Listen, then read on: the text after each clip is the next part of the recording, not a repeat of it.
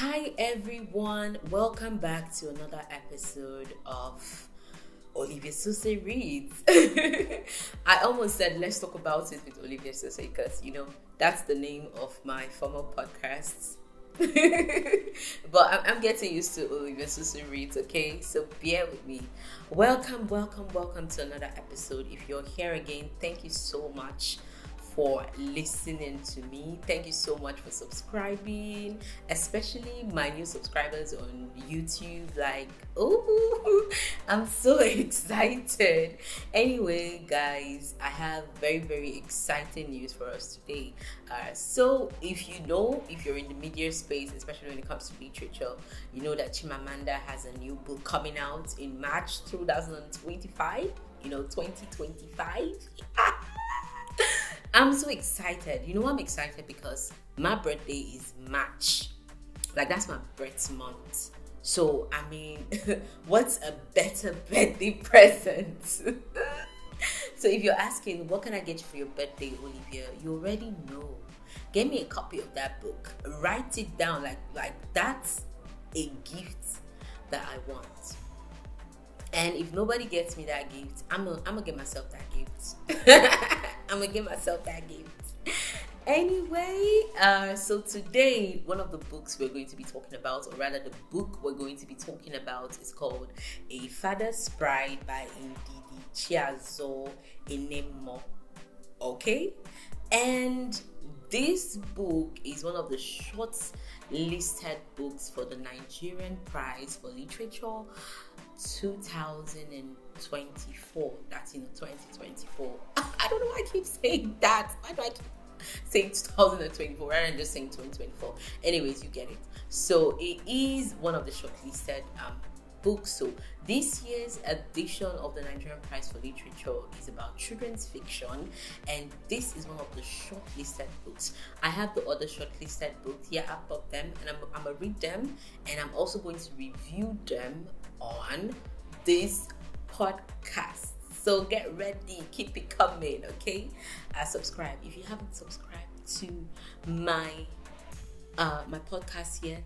Please subscribe to my podcast wherever you're listening from: Spotify, YouTube, Apple Podcasts. Please subscribe. So now that that's out of the way, let's get right into this book. So you already know I picked this book because it was shortlisted for the Nigerian Prize for Literature, and I was like, I need to see what's going on.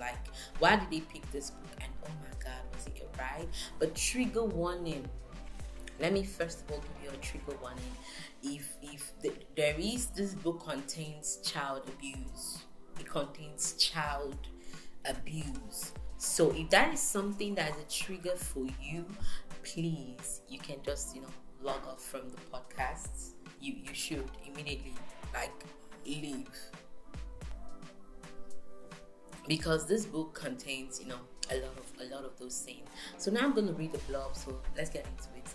Arriving in the city from her remote village, Reina is shocked at how fast her expectations of a beautiful life crumble. She encounters unpleasant experiences alien to her, but is fueled by the desire to rise above the tide and fulfill her late father's wishes. She battles bullying at school and mistreatment at home. Through many twists and turns, Reina discovers her unique role as a custodian of her culture and a champion for the environment.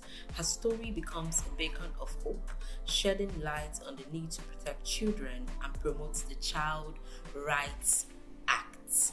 Lovely. So now let's get into the story. This story is about a girl. Her name is Reina. She lost her dad to the cold hands and unfortunate cold hands of death. Very unfortunate. And her mom is looking for better opportunities for the family. So she decides that Reina should go live with her sister, Auntie Uloma, in the city of Lagos. So Reina goes to live with her aunt in Lagos, and wow, oh my goodness, it turns out that Auntie Uloma is just a very nasty And I mean, whew, she she begins to mistreat Rena. She does not give her food. Like, I mean, it starts with starvation. It starts with starvation, and it makes me think of the myths that we have. A lot of people have this myth that, oh, if you give children too much food, or if you give a child meat, they will steal. Egg and meat is not for children, because if you give them that, they will steal. Actually, if you don't give them, that's when they will steal it. That's when they will steal it. So our auntie does not feed her, and Rena has to do all the chores in the house. I mean, she's what? She's very young. She's like 12. Rena is like 12 years old. And Rena is cleaning the house, washing the bathrooms, fetching water. And she's also sleeping in the kitchen. Basically, she's sleeping in the pantry. And it's just,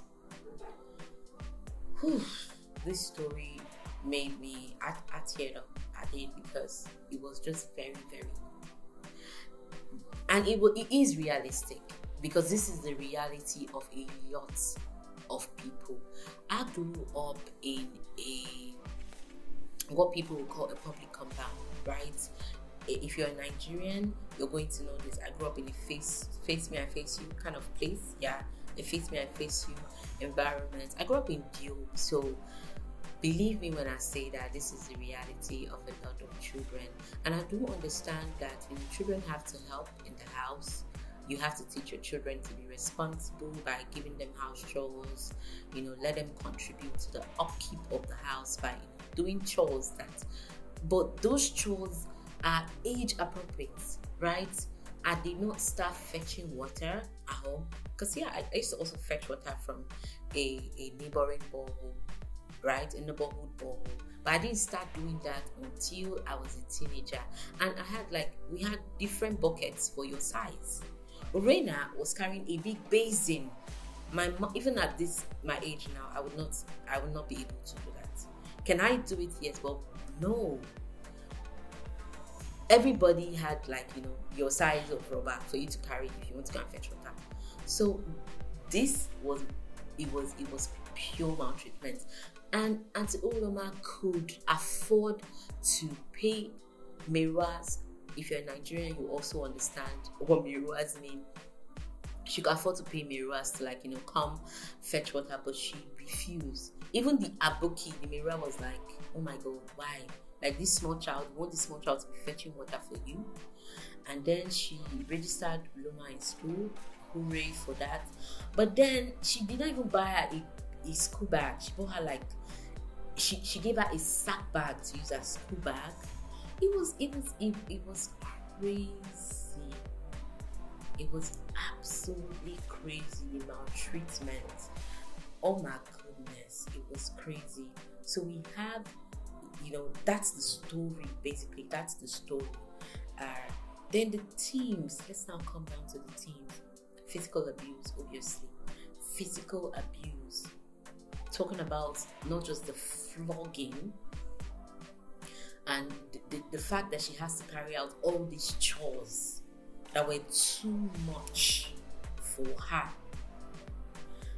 I think, let me tell you, I know you might be reading this story. If you ever pick up this book and you might think, it's not possible, this does not happen. It happens. I'm telling you, there is nothing that was written in this story that I have not seen with my two eyes happen.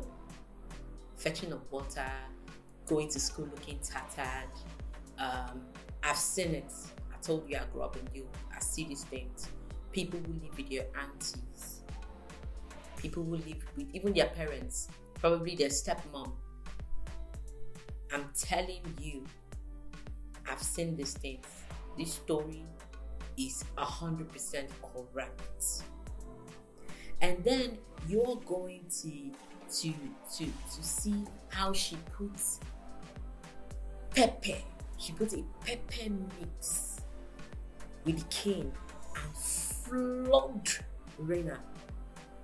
And I'm sure you're wondering, oh my God, is that possible? 100%. I'm telling you, I've seen these things happen in real life. When I was a child, there was this boy that was, I don't want to go into the details. Maybe one day I will go into the details. But as a punishment, do you know what they did to this kid? We're all kids, and most were teenagers. And they used razor blade to cut his body, right, his back, then soaked the cane inside a mixture of kai kai and pepper. I'm talking about ogogoro and pepper. Kai kai, I don't say alcohol, I said ogogoro and pepper. And then they flogged him. He was under the sun. And then the guy who was flogging him kept on spitting alcohol from his mouth on top of the guy's skin. I have never been able to get that image out of my head. And this happened, 15 years ago, thereabouts? But I have never been able to get that image off my head. 15, 20 years ago, and I still cannot get that image out of my head. So trust me when I say that the physical abuse, it happened. It's the reality of a lot of children in Nigeria. Then let's talk about the verbal abuse. This one, even parents do this to their kids. Even parents do this to their kids. If something happens, your child makes a mistake, oh, you fool, you gossip. The verbal abuse was crazy. I was like, oh my God, is that not too much to say to a child?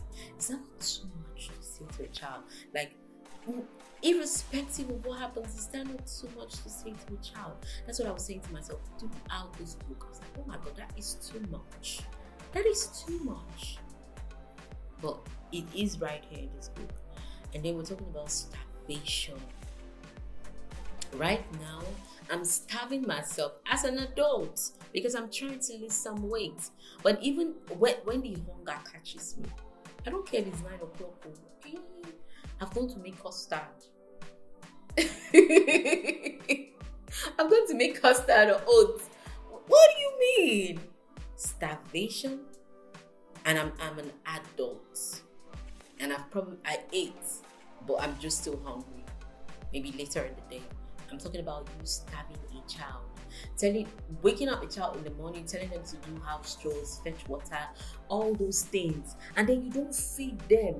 You give them small rice, no meat. Nigerians and our love for meat, the way we protect our meat. If a child, why you want to chop plenty meat? It's that child that needs that many meats. Protein. That child needs protein. They need egg. They need meat. They need milk. They need those things.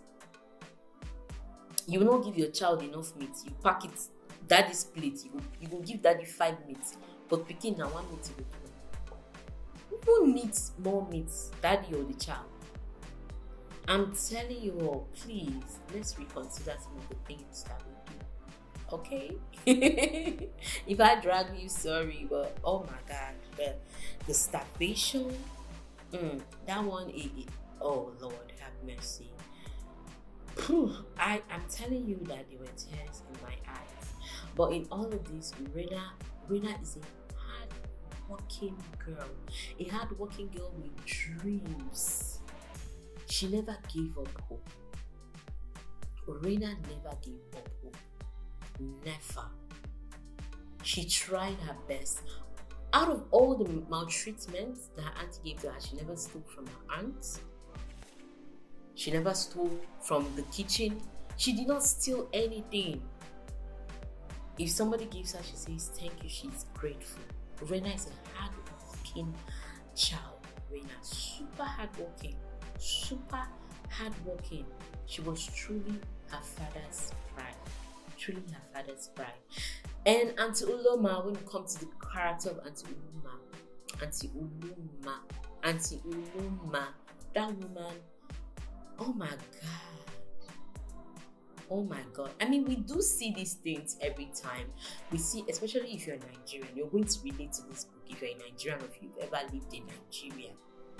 You see a child being mistreated by their aunts, by their guardian. You cannot step in. You cannot step in, because if you step in, they will say, is it your business? Is it your business? And they will beat that child to stupor. And Auntie Uloma was just really, I don't know what happened to her. You know, while I was reading this book, I was expecting that, you know, the author should write a POV from Auntie Uloma's, you know, for Auntie Uloma. So let's just see what goes on in her head. But then I said that I love the way this writer did this. She did not give Auntie Uloma that privilege of a POV. We don't need to know whatever happened to you. Whatever happened to you, it's not an excuse for what she did to Rena. Whatever happened to Auntie Uloma was absolutely no excuse for what she did to Rena. It was no excuse. She dealt with that girl, she maltreated her. It was crazy. What she did to Rena was terrible. So whatever happened to her, I don't care if it was her divorce or her work, I don't care what she went through. Because apparently, Rena's mother and her are step-siblings. They're step-siblings. They share the same father but different mothers. And coming from a polygamous home, I can understand the dynamics. But irrespective of what happens between me and my step-siblings, I'm telling you that I will never maltreat them or even their kids. God forbid it. I will never treat any child like that. If you have a child in your custody and they are stubborn, they are thieves, you cannot manage it, send them home. Send them back home. It is better you send them back home than you mistreat them. Trust me. It's better you say, go and stay with your mom. I'll be paying the school fees from there. Right? I want to help you guys. So I can be sending the money, but stay with your mom or stay with your dad. It's better than to have them in your custody and maltreat them like that. Trust me. Another character that I really liked was Mrs. Ejiro. I mean, when Uloma went to spend a week with Mrs. Ejiro, you could see the contrasts. Oh my God, the contrast in her appearance, her attitude. Everything about Uloma changed. Everybody in school was even commenting. They were commenting on it. They noticed it was very visible. The difference was crystal clear. Everybody was talking about it. They said, "Oh my God, you're smiling. Look, Rena can smile." Rena was smiling. Rena was happy. Rena had confidence. Rena initiated a green environment for her school. She started leading the cultural team. Oh my God, the difference was clear. Which should tell everybody that the environment that you bring up a child is super important. The difference, oftentimes, the difference between a confident child and a shy, depressed child could be the environment. The environment. We have to make sure that we're creating enabling environment for our kids. When I say enabling them for growth, enabling them for prosperity, enabling them for good values. We have to create that environment for our kids. We have to. Have you ever seen where a flower is blooming in a bad soil? It will die. And that's the same thing. That child's environment is the home. Rena spent just 2 weeks with Mrs. Ejiro and her family, and her outlook to life changed completely. So I love Mrs. Ejiro. She was not related to Rena, but she behaved like an adult, like a good person. She was a good person. To the extent that Rena started calling her mommy. Oh, it was beautiful to watch Rena blossom in this woman's care. Then let's talk about Lola. Lola was Rena's friend in school. Lola is a courageous young girl who was the catalyst for Urena's escape. She decided that, oh my God, I'm going to do something about it. She informed her mother. I don't want to put spoilers in here. I don't want to put spoilers in here, but go and read this book. Buy it for your kids. Buy this book and distribute it to schools. Buy this book for your kids. Put it in their school library. Let them read. Let children read. Let them know that a lot of children are being mistreated, and sometimes it takes their courage. It takes one child's courage to stop it, to change somebody's life. One child can change another child's life. I'm telling you, one child can change another child's life. So I absolutely love Lola.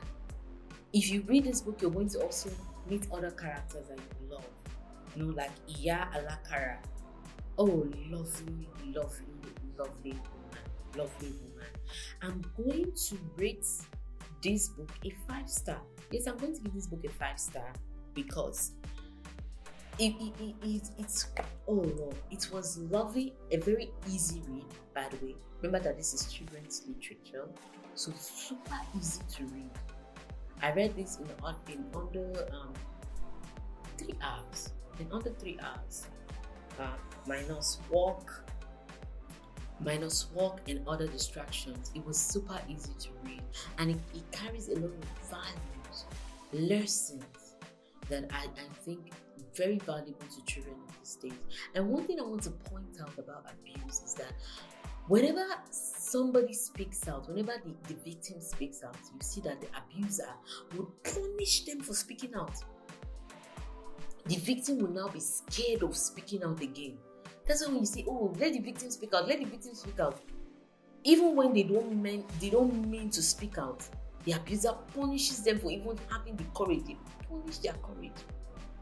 And I love that, this book, also the author included, Ministry of Children Affairs, social development. It's like an awareness. So if there's any child who's going through that, you can report the case also. Very helpful. Any child going through abuse, you can go to the Women Affairs and report it. There is a Child's Act in Nigeria that protects children from this sort of abuse and torture. Children don't have to go through this. So, I would recommend this book for children, especially young adults also. Everybody, mothers, fathers, everybody. Actually, everybody read this book. I absolutely love it, and good luck to Madam Ndidi Chiazor-Enenmor. I really hope that your book wins. I wish every single author that was shortlisted good luck. May the best winner win. But when I'm done, reading all the books, I'm going to predict who should win. I can't wait to predict who should win, but this, The Father's Bride, is a strong contender for the Nigerian Prize for Literature. A really strong contender. So thank you all so much for sticking with me to the very end. Thank you. I'm so excited. Do not forget to subscribe, please, so that you always get a notification whenever I post. Just get a notification really easy. Tell your friends about Olivia Susu Reads. Let them know about this podcast, okay? Give them the tea. Let them know that I bring tea about books to them. So tell your friends, share this podcast, listen to it, leave a comment. I really, really love your comments, your feedback. I love it. React. Leave a like, share it, leave a love reaction. Just react. Thank you all so much for listening to me. Until next time, I'm going to be reading the next book, and I'm going to be bringing the podcast to you, so you all can decide if you want to read it or not. I love you all so much. Thank you. Bye. See you all next time.